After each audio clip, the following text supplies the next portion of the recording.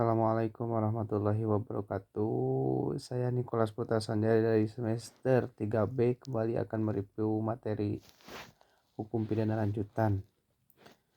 Pada bab keempat mengenai pengulangan tindak pidana atau residif.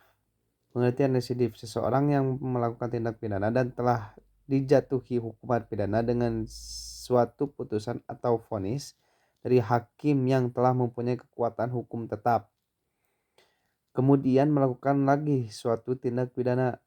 Jadi hampir sama dengan konkursus sosialis, yaitu melakukan lebih dari satu tindak pidana. Perbedaannya adalah dalam residip telah ada putusan atau vonis hakim yang mempunyai kekuatan hukum yang tetap yang berupa pemidanaan terhadap tindak pidana sebelumnya. Sedangkan dalam konkursus belum ada putusan atau vonis dari hakim. Di residip adalah alasan untuk pemberatan pidana. Berikutnya pembagian pengulangan atau residip. Yang pertama residip umum atau Allgemein Stelsel residip.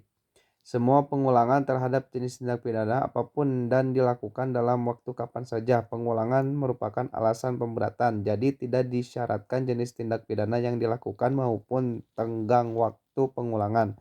Dengan demikian tidak dikenal daluarsa. Residip atau pengulangan jenis umum ini tidak dikenal dalam KUHP. Kemudian yang kedua residip khusus. Tidak semua jenis pengulangan merupakan alasan pemberatan.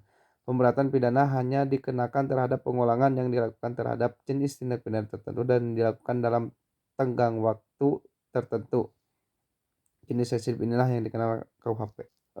Residip menurut KUHP. Pengulangan atau residip tidak diatur secara umum dalam buku 1 KUHP tentang ketentuan umum, tetapi secara khusus untuk tindak pidana tertentu diatur dalam buku 2 dan buku 3 KUHP.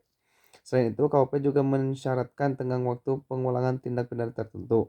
Dengan demikian, KUHP menganut sistem residip khusus, artinya pemberatan pidana hanya dikenakan pada pengulangan jenis-jenis tindak pidana tertentu saja dan dilakukan pada tenggang waktu tertentu.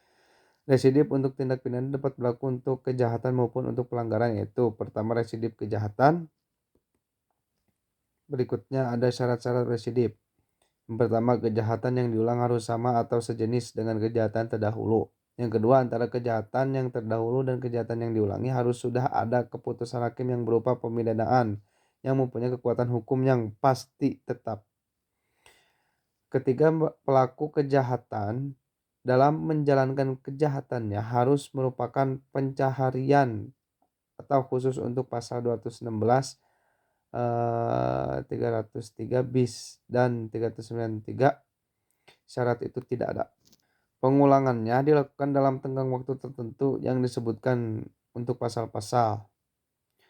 2 tahun sejak adanya keputusan hakim yang pasti atau tetap. Pasal 137, 144, 208, 216, 303 bis dan 321 KUHP.